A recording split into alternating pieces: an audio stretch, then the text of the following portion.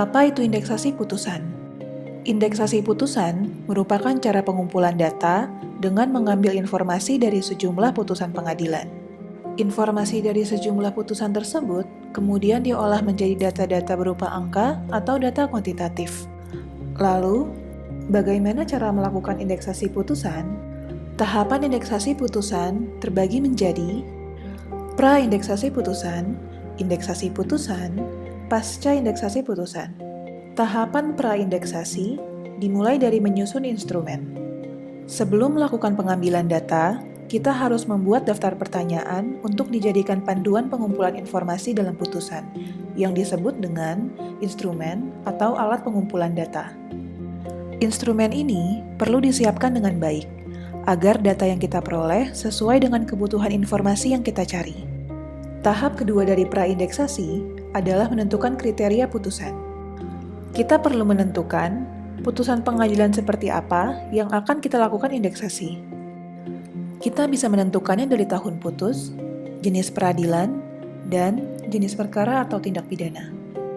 Misalnya, kita ingin melakukan indeksasi putusan pada kasus perceraian saat pandemi COVID-19. Maka, kita memilih putusan dari tahun 2019 hingga 2021 di peradilan agama dan putusan perkara perceraian. Tahap ketiga dari pra-indeksasi putusan adalah pengumpulan putusan. Pengumpulan putusan dapat dilakukan dengan mengunjungi website Direktorat Putusan Mahkamah Agung Republik Indonesia, putusan3.mahkamahagung.go.id. Dalam website ini, kita bisa menentukan jenis kasus yang akan kita pilih dengan menggunakan kata kunci. Tahap keempat dari pra-indeksasi putusan adalah menentukan sumber daya dan waktu indeksasi. Proses indeksasi akan terasa berat dan lama jika harus dilakukan secara mandiri. Perlu bantuan beberapa orang untuk melakukan pembacaan terhadap keseluruhan putusan yang kita ambil. Pada tahap ini, kita perlu mengidentifikasi jumlah target putusan yang akan diindeksasi. Kemudian, menentukan berapa lama waktu yang kita miliki, serta mencoba untuk menyesuaikannya dengan ketersediaan sumber daya.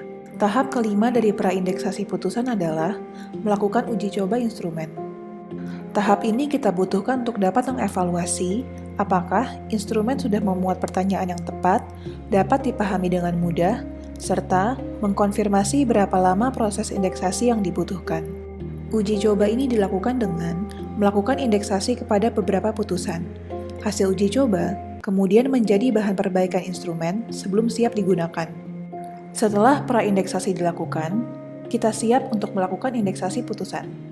Tips dalam melakukan indeksasi putusan. Pertama, ada baiknya membaca keseluruhan putusan meskipun membutuhkan waktu lebih lama. Hal ini dilakukan untuk menghindari informasi yang mengecoh.